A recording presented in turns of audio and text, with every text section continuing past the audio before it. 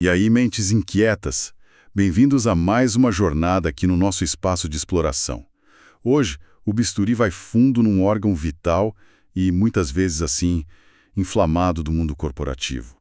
A eterna e talvez mal compreendida relação entre planejamento e estratégia. Temos em mãos um material que é pura provocação inteligente, direto do blog Dinheiro que Me Veja, assinado pela afiadíssima Roque Dube. O título já dá o tom da ópera, viu? Planejamento, o pijama corporativo da mediocridade. Ou seja, preparem o espírito, porque algumas vacas sagradas aí das reuniões de segunda talvez não saiam ilesas. Exatamente. O nosso objetivo hoje é dissecar essa confusão comum, né? Porque tantas empresas se agarram ao conforto aparente de um plano meticuloso como quem veste um pijaminha quentinho e acabam negligenciando a ousadia, o risco calculado, a visão que define a verdadeira estratégia para vencer. Vamos mergulhar nas ideias da Roque Dube e ver o que realmente importa nessa discussão. Ok, então vamos desempacotar essa mala, que já começa com uma ironia deliciosa. A autora confessa que planejava não escrever esse texto. Sensacional. E logo de cara, ela joga na mesa a carta que muitos fingem não ver. Planejar não é fazer. E, mais importante ainda, planejar não é, nem de longe, sinônimo de vencer. Imagina o arrepio na espinha dos mestres das planilhas de Excel agora mesmo. Com certeza. A metáfora inicial é ótima, né? Sim, a Roque Dube não economiza. Ela descreve o planejamento como esse cobertor quentinho das empresas friorentas. Aquela sensação gostosa, sabe? De que tudo está sob controle, que o futuro cabe num cronograma bonitinho, cheio de metas smart e KPIs piscando ali no dashboard. Parece ótimo, né? A autora concorda que é palatável, fácil de engolir. Mas aí vem o pulo do gato analítico. Esse conforto todo, essa previsibilidade do planejamento, muitas vezes mascara o fato de que se está apenas gerenciando o passado, sabe? Administrando aquilo que já deu o que tinha que dar em termos de inovação, o que já está, nas palavras dela, meio que morto criativamente. É a gestão do território conhecido, não a exploração corajosa do novo mundo. Ela até complementa dizendo que planejamento é o que resta depois que se perdeu o direito de errar bonito. Forte isso. Uau! E as ferramentas tão amadas, as metas SMART que a gente lembra, são aquelas específicas, mensuráveis, atingíveis, relevantes e temporais. E os KPIs, os indicadores-chave de performance. O que ela diz sobre eles? Pois é, nas notas de rodapé do texto original, a autora dá uma estocada. Ela sugere que as metas SMART podem acabar sendo só uma moldura polida para que a mediocridade se sinta validada, parecendo organizada e profissional. E os KPIs podem virar números que medem com precisão aquilo que, no fim das contas, talvez nem seja tão crucial assim para a vitória estratégica. Foca-se tanto em medir os passos que se esquece de olhar para onde a estrada está levando, entende? Entendi perfeitamente. Faz todo sentido. É como a própria autora compara. Vestir um pijama de seda finíssimo para ir a uma reunião de diretoria crucial sobre o futuro da empresa. Você está confortável, sem dúvida. Elegante, talvez. Pronto para a batalha real do mercado? Nem pensar. Exato. É o traje errado para a guerra. Totalmente inadequado para o combate. Mas então, se o planejamento é esse pijama confortável, o que seria a estratégia de verdade nesse guarda-roupa corporativo? Aqui a coisa esquenta. A estratégia, segundo a visão apresentada no texto, é algo bem diferente. É descrita como selvagem, elegante na sua ousadia e fundamentalmente imprevisível. É um salto no escuro com salto 15. Adorei essa imagem. É ótima mesmo. E essa imagem do salto alto no escuro captura bem a essência. Estratégia envolve fazer escolhas difíceis, muitas vezes dolorosas, com um único propósito bem definido: vencer. Não é sobre apenas participar do mercado, sobreviver a mais um trimestre ou gerar gráficos bonitos para o relatório anual. O foco é ganhar o jogo, conquistar uma posição de destaque e sustentável. Ganhar o jogo, isso implica em algo que arrepia muita gente. Risco. Exatamente. A estratégia exige o que a autora chama de confiança quase cega. E ela usa a expressão de forma muito consciente na sua visão de mundo. e na sua teoria sobre como o jogo funciona e onde a sua empresa pode criar uma vantagem única. Não se trata apenas de construir a infraestrutura, como o planejamento diria. Vamos construir uma nova fábrica com capacidade X. A estratégia pensa diferente. Ela sussurra. E se em vez de mais uma fábrica, a gente mudasse as regras do jogo? Como podemos confundir o concorrente e encantar o cliente de uma forma que ninguém espera? É jogar xadrez, não apenas montar o tabuleiro. Dá para sentir o cheiro de pânico no ar em algumas salas de reunião, né? Porque a estratégia, como a Adobe coloca, exige essa mistura potente de lucidez analítica com intuição. E intuição, minha gente, convenhamos, ainda soa quase como um palavrão em ambientes que cultuam a racionalidade pura e os dados acima de tudo. Assusta mesmo. Assusta quem foi treinado a vida inteira a acreditar que sentir ou intuir era coisa de gente, sei lá, menos preparada. E essa tensão nos leva a um ponto crucial que a autora martela: o perigo de um termo que se tornou onipresente. Ah, sim. O famoso Planejamento estratégico. A autora não alivia, chama de erro semântico que arruinou empresas. É como tentar cruzar um gato com um cachorro e esperar um animal funcional. Juntaram duas coisas com naturezas distintas e criaram uma espécie de Frankenstein corporativo.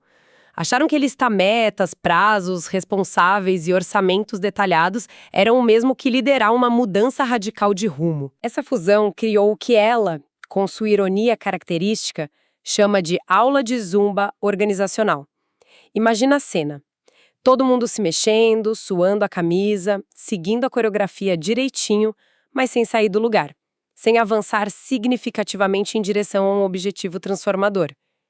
O contraste gritante é a estratégia real, que, como Dubé argumenta, raramente cabe numa planilha arrumadinha, mas tem o poder de reinventar uma empresa. O exemplo clássico citado no texto é o da Southwest Airlines nos Estados Unidos. Pode detalhar um pouco mais esse caso da Southwest? Como ele ilustra essa diferença? Claro, a Southwest não se tornou uma gigante apenas planejando meticulosamente voos e horários. A estratégia central foi radical. Focar em voos curtos, ponto a ponto, com tarifas baixíssimas, usando um único tipo de aeronave, o Boeing 737, para simplificar a manutenção e treinamento, operando em aeroportos secundários menos congestionados e mais baratos, e cultivando uma cultura interna divertida e focada no cliente. Isso não foi um plano detalhado de expansão, foi uma escolha estratégica fundamental sobre como competir e para quem servir. Isso transformou uma pequena empresa regional texana numa força dominante no mercado aéreo americano. E muitas dessas escolhas iam contra o planejamento tradicional das grandes companhias, né? Exatamente, iam na contramão do que se considerava planejamento padrão na época. Entendi. Enquanto o planejamento fica gritando, vamos abrir mais lojas, vamos contratar mais gente, precisamos investir em tecnologia X, a estratégia chega de mansinho e faz aquelas perguntas que travam a garganta, sabe? Perguntas como: quem somos nós, na essência? Qual é o nosso verdadeiro negócio, para além do produto que a gente vende hoje? Por que raios a gente quer continuar existindo nesse mercado? O que de fato nos torna diferentes? E mais importante, no que somos indiscutivelmente melhores que os outros? Qual a nossa vantagem competitiva real e, crucial, quanto tempo achamos que ela vai durar? E tem a pergunta de ouro, a que realmente separa o joio do trigo estratégico. O que precisa ser verdade no mundo, no comportamento do cliente, na nossa capacidade interna, para que essa nossa aposta ousada realmente funcione?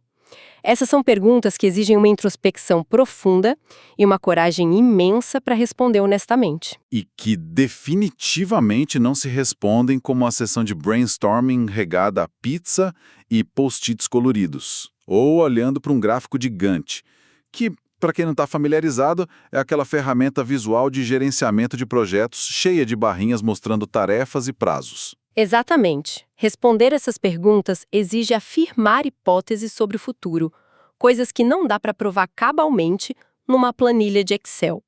E é aí que surge o que a autora chama de angústia executiva, aquela pressão enorme por apresentar certezas, por ter todas as respostas, versus a necessidade real de apostar em hipóteses que ainda não se comprovaram. Nesse ponto, a Adobe traça a linha divisória. De um lado, o gestor, focado no controle, na eficiência, na busca por certezas. Do outro, o líder estratégico, que abraça a incerteza, assume o risco calculado da visão e inspira a organização a seguir uma hipótese promissora. E o que acontece com as empresas que não fazem essas perguntas difíceis, que ficam só no planejamento do dia a dia, na gestão do conhecido? O que acontece com elas? Muitas acabam, como diz a autora, jogando apenas para participar do mercado. É como aquele tio gente boa que vai para o campeonato de dominó do bairro mais pela cerveja e pela conversa do que para ganhar. Ele tá lá, ocupa espaço, gasta energia, tempo, recursos, mas não tem a mentalidade de campeão, sacou? E no mundo dos negócios, jogar só para participar tem um preço alto, né? Altíssimo. A consequência é direta e brutal. Quem entra no jogo só para participar, para estar presente, já começa perdendo para quem entra com uma estratégia clara para vencer. A empresa que define uma tese estratégica ousada, faz escolhas difíceis e focadas, alinha suas atividades de forma coerente e age com disciplina para conquistar o cliente que definiu como alvo, inevitavelmente acaba ganhando terreno e abocanhando a fatia de mercado daquela que estava ali só socializando no campeonato corporativo. Tem outro ponto fascinante que a autora levanta: a relação do planejamento e da estratégia com o mais e o menos. Como é isso? Sim, isso é muito interessante. O planejamento, por sua natureza, tende a querer sempre mais.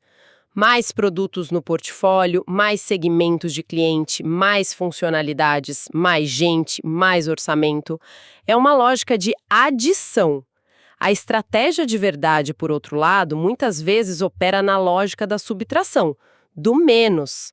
Menos distrações, menos dispersão de recursos, menos iniciativas que não contribuem diretamente para a vantagem competitiva, menos vaidade organizacional. A estratégia é, em grande medida, a arte de escolher o que não fazer. Voltando a Southwest, como isso se aplicaria lá? Perfeitamente. A estratégia deles era definida tanto pelo que faziam, quanto pelo que escolhiam não fazer. Não oferecer refeições a bordo, isso reduzia custos e tempo de solo. Não ter assentos marcados agilizava o embarque. Não vender passagens através de agências de viagens tradicionais cortavam comissões. Não operar uma frota com múltiplos tipos de aeronave simplificava tudo. Essa coerência brutal no não fazer foi tão importante quanto o que eles faziam. Concentrou os recursos, fortaleceu a identidade da marca e tornou a vantagem competitiva muito difícil de copiar. Como a Dejab afirma no texto, a coerência nas escolhas é o segredo das grandes vitórias. E isso é algo que o líder não pode delegar, é indelegável. E a autora ainda provoca dizendo que uma boa estratégia, uma estratégia de verdade, cabe em uma única página. Uma página. Mas que poucos líderes têm a coragem de escrevê-la. Por que essa falta de coragem? Porque colocar a estratégia num papel de forma clara e concisa exige um nível de clareza e compromisso que é, assim, assustador. Exige explicitar quais são as suas apostas fundamentais sobre a empresa, sobre o cliente que você quer servir e sobre como o mundo vai se comportar. É quase como assinar um contrato com a realidade dizendo: é nisso que acreditamos e é por aqui que vamos, custe o que custar. E uma vez que está escrito preto no branco, aí não tem mais jeito. Exato, não há mais para onde fugir. O compromisso está selado. Acabam as desculpas, as ambiguidades, a possibilidade de se esconder atrás de jargões corporativos ou da complexidade de planos intermináveis. É o momento de encarar a realidade das próprias apostas, sem a rede de segurança das certezas fabricadas pelo planejamento excessivo. É um ato de coragem intelectual e de liderança, sem dúvida. Uau! E para fechar, a conclusão da Roquet Dub no artigo é: como posso dizer? Uma finalização digna de campeão de MMA. Ela não deixa pedra sobre pedra, pega pesado. É uma imagem poderosa e um tanto brutal, de fato. Ela conclui que planejar sem ter uma estratégia clara e vencedora por baixo é como passar perfume em cadáver corporativo. Pesado. Mas vamos entender a metáfora. O que ela quer dizer com isso? Quer dizer que você pode ter o plano mais bem elaborado do mundo, com cronogramas perfeitos, orçamentos detalhados, apresentações lindas em PowerPoint, tudo parecendo impecável, cheirando bem como perfume.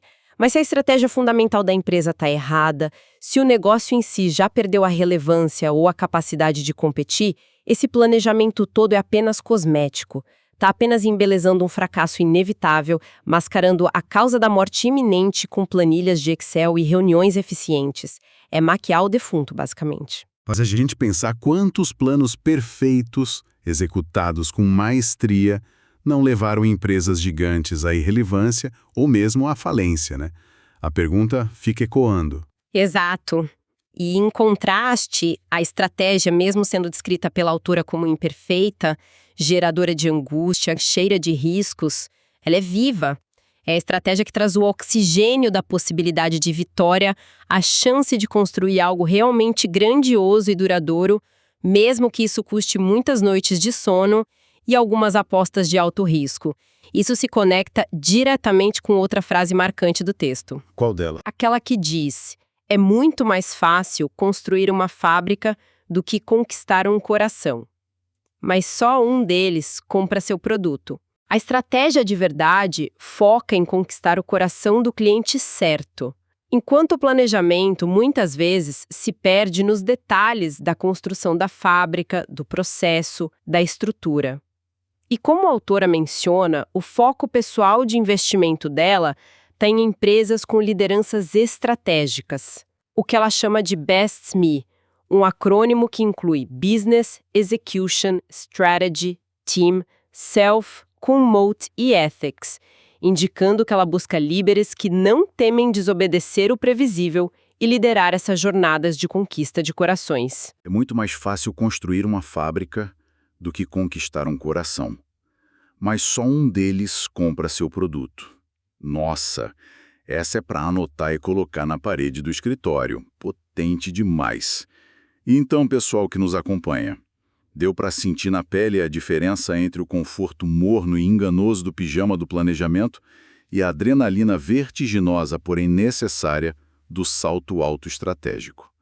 O texto da Rock Dube é mais que uma análise, é um chacoalhão, um convite para a gente olhar criticamente para o nosso dia a dia. Quanto daquilo que chamamos pomposamente de estratégia nas nossas empresas é, na verdade, só um planejamento bem perfumado, uma maneira elegante de administrar a mediocridade e evitar as perguntas difíceis. Fica a pergunta. E fica aqui uma provocação final para a gente refletir, inspirada diretamente por essa leitura. Será que uma parte considerável do esforço gigantesco de planejamento que a gente vê nas organizações hoje não serve mais para justificar a existência de certas estruturas internas, para dar aquela sensação de controle e de gente ocupada produzindo relatórios, do que para de fato preparar a empresa para vencer no futuro incerto e brutalmente competitivo que temos pela frente? É algo para mastigar com calma. Queremos deixar aqui um agradecimento gigantesco ao professor Júlio Facó, que fez a curadoria desse material sensacional e nos conectou com o trabalho brilhante da Rock Dube e seu blog Dinheiro que Me Veja. Uma leitura mais do que recomendada para quem quer pensar negócios de um jeito diferente, fora da caixa, ou talvez fora do pijama corporativo. Vale muito a pena conferir. E para quem nos acompanha nessa jornada, o que mais bateu forte nessa discussão? Concordam com essa visão, digamos, ácida sobre o planejamento? Nas empresas onde o pessoal atua ou observa, sentem que se usa mais o pijama confortável ou o salto alto desafiador? Contem pra gente nos comentários. Queremos muito saber a opinião e continuar essa conversa. E claro, não se esqueçam de se inscrever no nosso canal para não perder as próximas análises profundas. Valeu e até a próxima!